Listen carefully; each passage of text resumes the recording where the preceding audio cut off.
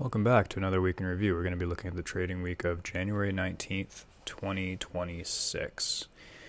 Going to be a bit of an interesting week. Monday's MLK Day, so Monday obviously will be closed for equities. The futures market is open, so we open Globex 6 p.m. Sunday today, and then we close 1 p.m.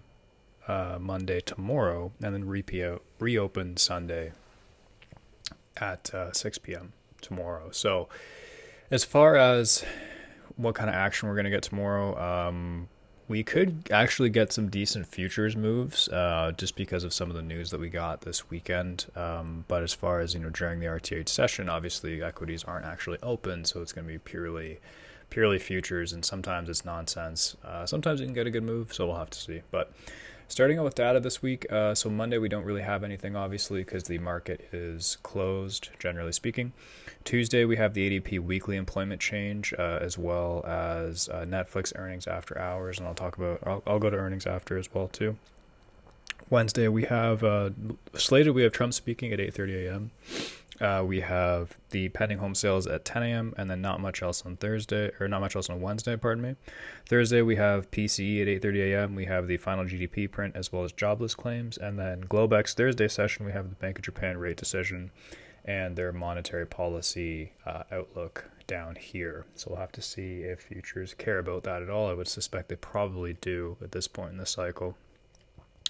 Friday, we have 9:45 manufacturing PMI, services PMI, and then 10 a.m. consumer sentiment.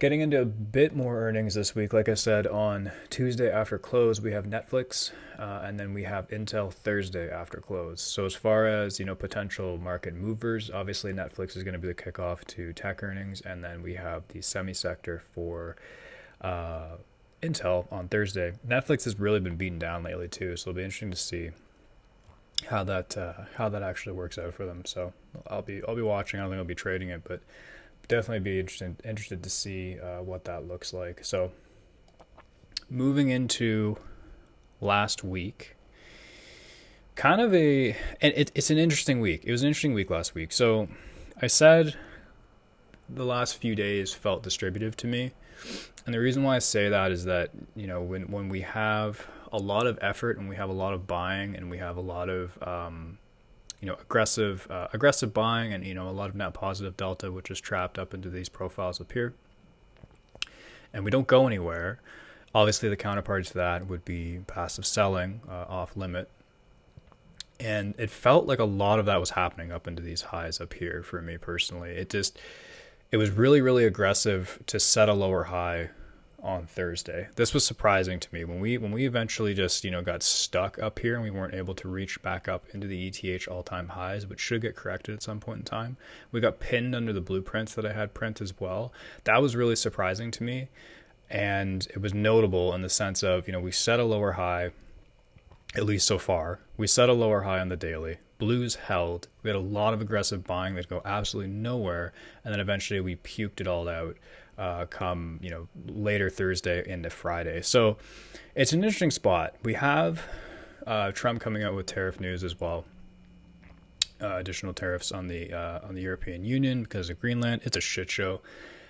I'm going to be honest, I don't follow, really closely what's all happening. I know, I have a bigger picture, broad idea of, what's been said, what's been proposed. I don't get into the weeds on macro, but what I do think, at least from everything that we've seen this weekend and trade deals kind of falling apart, I wouldn't be surprised to see Globex gap down.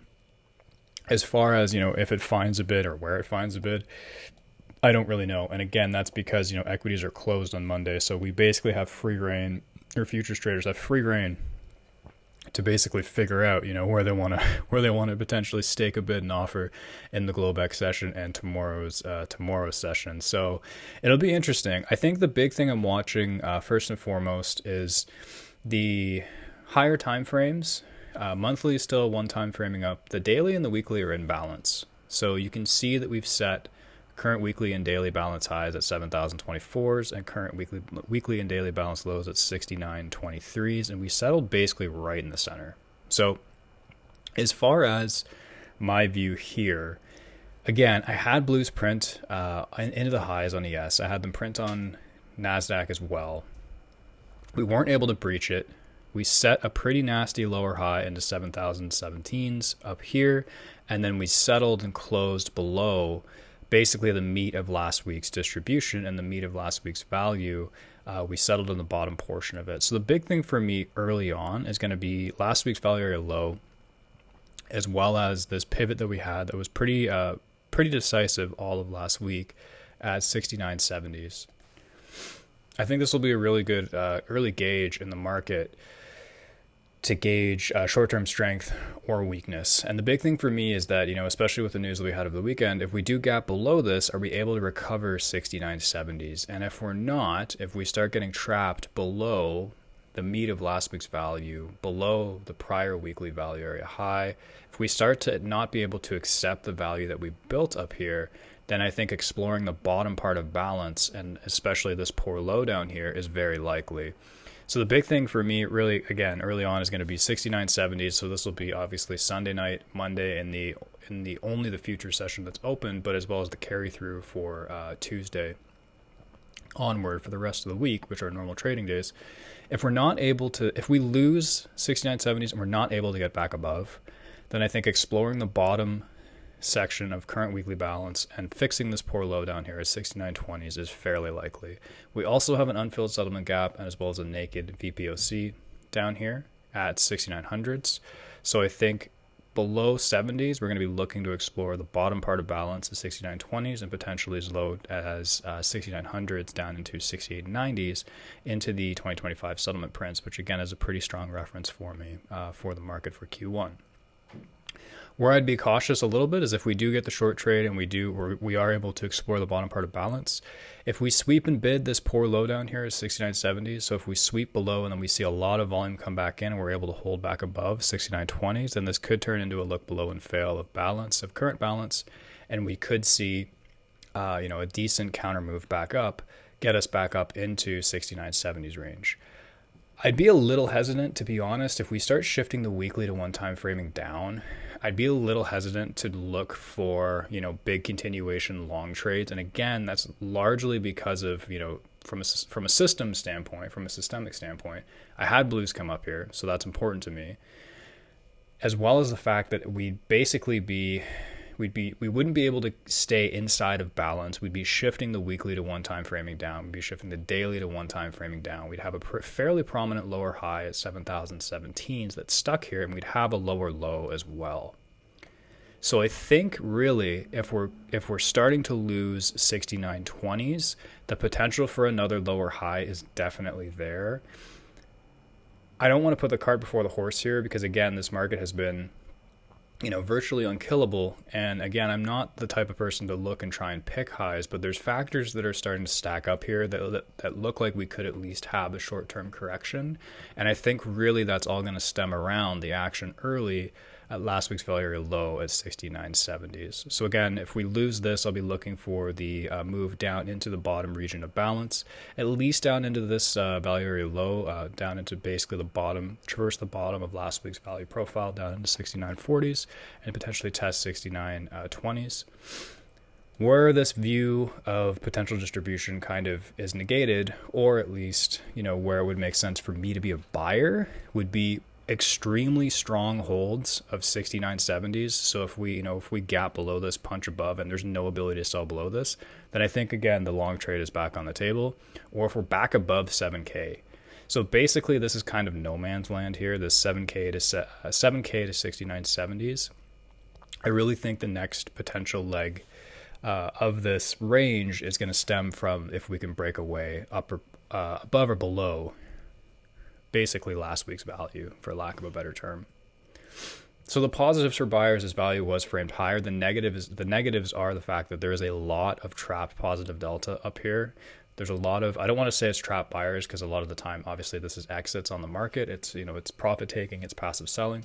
But at the same time, it's indicative of the fact that, we could potentially have, a short-term high put in here.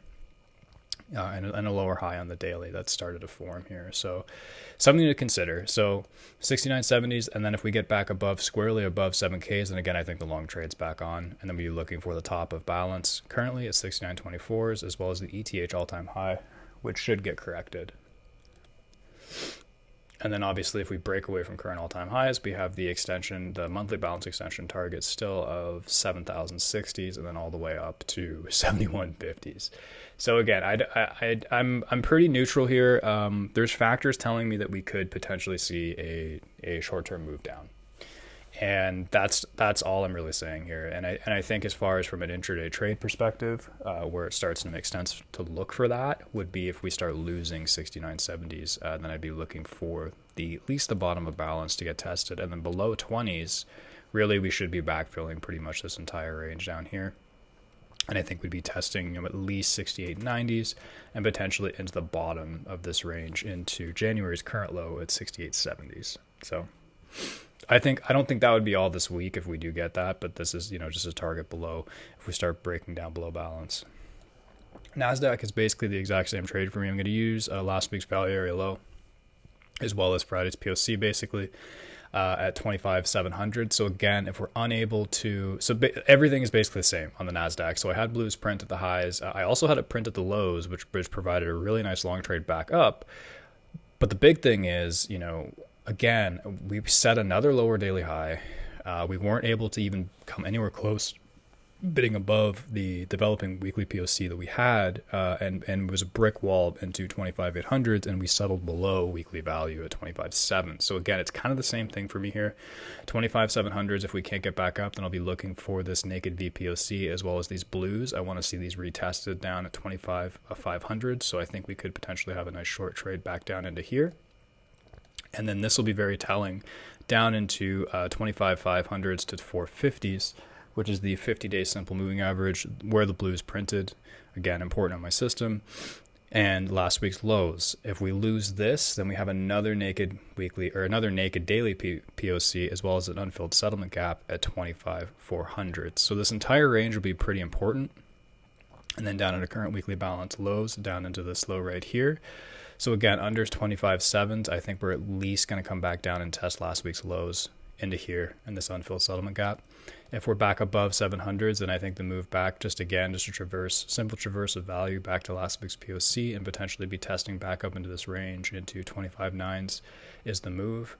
I would be a buyer squarely if we get above this range here.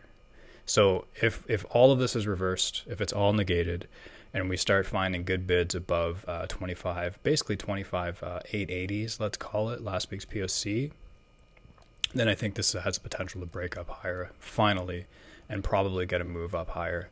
That would mean that all of this would be negated. All of this, this massive distribution that we've been in for months at this point, if we start really closing days squarely above 25,800s, then I think the move is higher. But again, putting the cart before the horse. And I think from a day trader perspective, just using these ranges in here will be sufficient to give us enough information on what the market wants to do in the short term. So hopefully that's clear. I think as far as Monday, if you're trading Sunday open Globex, or if you're trading Monday, again, just be cognizant of the fact that equities are closed. So, and the session closes at 1 p.m. So you're going to get, obviously, the European session open, as well as, you're going to get the European session, basically, right? So they get the Asian session open, the Globex session open, you'll get the European session, but that's all you're going to get.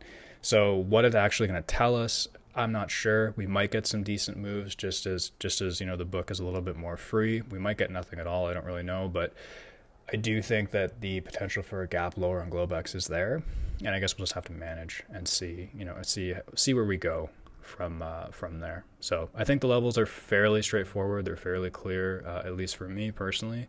So we'll have to see. Hopefully it's a good week. Hope this helps. If it does, like the video. If you have any questions, please leave a comment. If you haven't subscribed already, please do. Appreciate your time. Thank you very much.